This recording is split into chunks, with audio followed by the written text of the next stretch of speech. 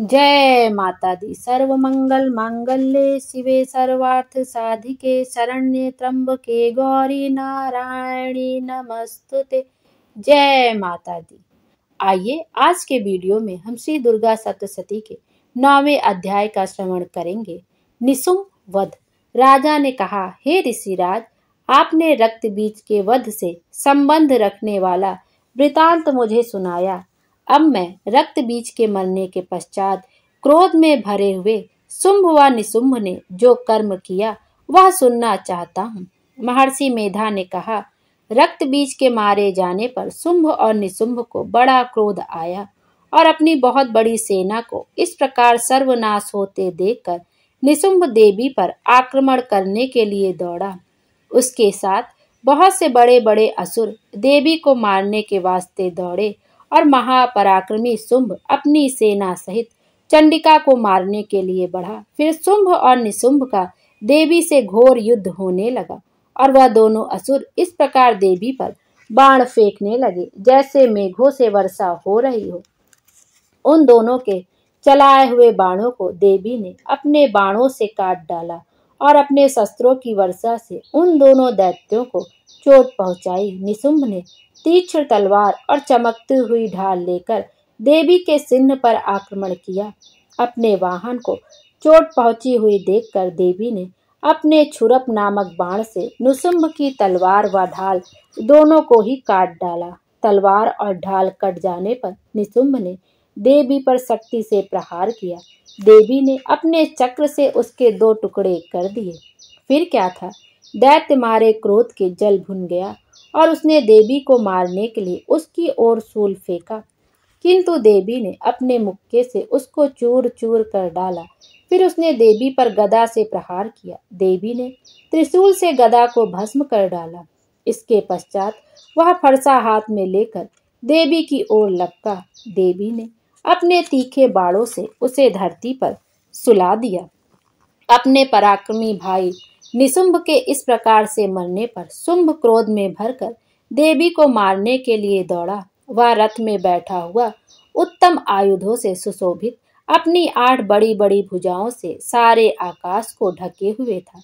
शुंभ को आते हुए देखकर देवी ने अपना शंख बजाया और धनुष की टंकार का भी अत्यंत दुस्सह शब्द किया। साथ ही अपने घंटे के शब्द से, जो कि संपूर्ण दैत्य सेना के तेज को नष्ट करने वाला था, संपूर्ण दिशाओं को व्याप्त कर दिया।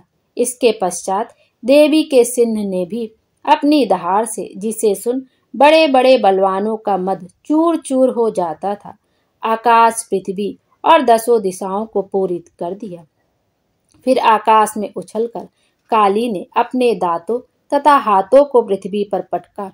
उसके ऐसा करने से ऐसा शब्द हुआ जिससे कि उसके पहले के सारे शब्द शांत हो गए।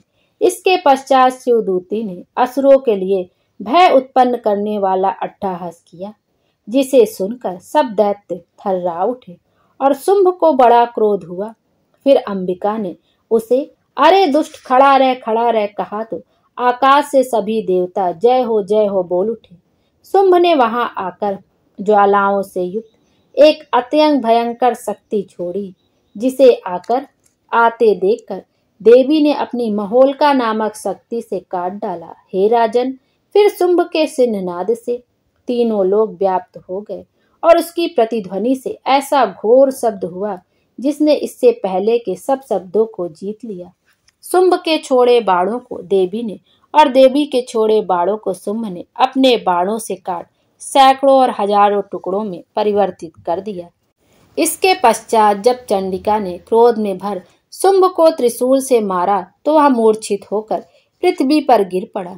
जब उसकी मूर्छा दूर हुई तो वह धनुष लेकर आया और अपने बाणों से उसने देवी, काली तथा सिंह को घायल कर दिया। फिर उस राक्षस ने 10,000 भुजाएं धारण करके चक्र आदि आयुधों से देवी को आच्छादित कर दिया। तब भगवती दुर्गा ने कुपित होकर अपने बाणों से उन चक्रों तथा बाणों को काट डाला। यह देखकर निशुंभ हाथ में गदा लेकर चंडिका को मारने के लिए दौड़ा। उसके आते ही देवी ने तीक्ष्ण धार वाले खड्ग से उसकी गदा को काट डाला। उसने फिर त्रिशूल हाथ में ले लिया। देवताओं को दुखी करने वाले निशुंभ को त्रिशूल हाथ में लिए हुए आता देखकर चंडिका ने अपने शूल से ही उसकी छाती पर प्रहार किया और उसकी छाती को चीर डाला। शूल विदीर्ण हो जाने पर उसकी छाती में से एक उस जैसा ही महापराक्रमी दैत्य ठहर जा कहता हुआ निकला। उसको देखकर देवी ने बड़े जोर से ठहाका लगाया। अभी वह निकलने भी ना पाया था कि उसका सिर अपनी तलवार से काट डाला।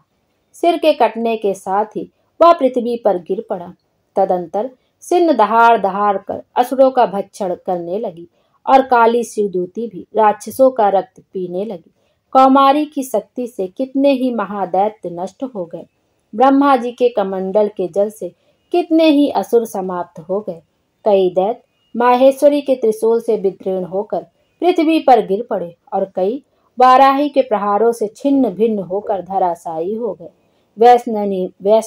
वैष्णवी ने भी अपने चक्र से बड़े बड़े महापराक्रमियों का कचूमर निकालकर उन्हें यमलोक भेज दिया और ऐन्द्री से कितने ही महाबली राक्षस टुकड़े टुकड़े हो गए। कई दैत्य मारे गए, कई भाग गए, कितने ही काली शिवदूती और सिंह ने भक्षण कर लिए। बोलो माता रानी की जय। 10वां अध्याय शुंभ वध। महर्षि मेधा ने कहा, हे राजन, अपने प्यारे भाई को मरा हुआ तथा सेना को नष्ट हुई देखकर क्रोध में भरकर दैत्यराज शुंभ कहने लगा, दुष्ट दुर्गे, तू अहंकार से गर्व मत कर, क्योंकि तू दूसरों के बल पर लड़ रही है। देवी ने कहा, हे दुष्ट, देख, मैं तो अकेली ही हूँ। इस संसार में मेरे सिवा दूसरा कौन है? यह सब मेरी ही शक्तियां हैं। देख, यह सब की सब मुझ में प्रविष्ट हो रही हैं। इसके पश्चात ब्राह्मणी आदि सब देवियां उस देवी के शरीर में लीन हो गई और देवी अकेली रह गई। तब देवी ने कहा, मैं अपनी ऐश्वर्य शक्ति से अनेक रूपों में यहाँ उपस्थित हुई थी। उन सब रूपों को मैंने समेट लिया है। अब अकेली ही यहाँ खड़ी हूँ। तुम भी यहीं ठहरो। महर्षि मेधा ने कहा। तब देवताओं तथा राक्षसों को देखते देखते देवी तथा शुंभ में भयंकर युद्ध होने लगा। अंबिका देवी ने सैकड़ों अस्त्र शस्त्र छोड़े। उधर दैत्यराज ने भी भयंकर अस्त्रों का प्रहार आरंभ कर दिया। देवी के छोड़े हुए सैकड़ों अस्त्रों को दैत्य ने अपने अस्त्रों द्वारा काट डाला। इसी प्रकार शुंभ ने जो अस्त्र छोड़े उनको देवी ने अपनी भयंकर हुंकार के द्वारा ही काट डाला। दैत्य ने जब सैकड़ों बाण छोड़कर देवी को ढक दिया तो क्रोध में भरकर देवी ने अपने बाणों से उसका धनुष नष्ट कर डाला। धनुष कट जाने पर दैत्येंद्र ने शक्ति चलाई, लेकिन देवी ने उसे भी काट कर फेंक दिया। फिर दैत्येंद्र चमकती हुई ढाल लेकर देवी की ओर दौड़ा, किंतु जब वह देवी के समीप पहुंचा तो देवी ने अपने तीक्ष्ण बाणों से उसकी चमकने वाली ढाल को भी काट डाला। फिर दैत्येंद्र का घोड़ा मर गया, रथ टूट गया, सारथी मारा गया।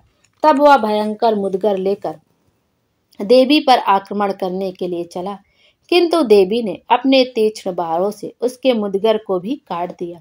इस पर दैत्य ने क्रोध में भरकर देवी की छाती में बड़े जोर से एक मुक्का मारा।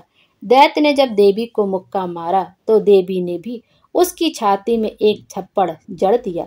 थप्पड़ खाकर पहले तो दैत्य पृथ्वी पर गिर पड़ा, किंतु तुरंत ही वह उठ खड़ा हुआ। फिर वह देवी को पकड़कर आकाश की ओर उछला और वहां जाकर दोनों में युद्ध होने लगा। वह युद्ध ऋषियों व देवताओं को आश्चर्य में डालने वाला था। देवी आकाश में दैत्य के साथ बहुत देर तक युद्ध करती रही। फिर देवी ने उसे आकाश में घुमाकर पृथ्वी पर गिरा दिया। दुष्ट आत्मा दैत्य पुनः उठकर देवी को मारने के लिए दौड़ा। तब उसको अपनी ओर आता हुआ देखकर देवी ने उसकी छाती विदीर्ण करके उसको पृथ्वी पर पटक दिया। देवी के त्रिशूल से घायल होने पर उस दैत्य के प्राण पखेरु उड़ गए और उसके मरने पर समुद्र, द्वीप, पर्वत और पृथ्वी सब कांपने लग गए। तदंतर उस दुष्टात्मा के मरने से संपूर्ण जगत प्रसन्न व स्वस्थ हो गया तथा आकाश निर्मल हो गया। पहले जो उत्पात सूचक मेघ और उल्कापात होते थे वह सब शांत हो गए। उसके मारे जाने पर नदियां अपने ठीक मार्ग से बहने लगी। संपूर्ण देवताओं का हृदय हर्ष से भर गया और गंधर्वियां सुंदर गान गाने लगी। गंधर्व बाजे बजाने लगे और अप्सराएं नाचने लगी। पवित्र वायु बहने लगी, सूर्य की कांति स्वच्छ हो गई, यज्ञशालाओं की बुझी हुई अग्नि अपने आप प्रज्वलित हो उठी तथा चारों दिशाओं में शांति फैल गई। बोलो माता रानी की जय। माता रानी हम सब की मनोकामना पूर्ण करें और हमारे जीवन को खुशियों से भर दें। Thank you.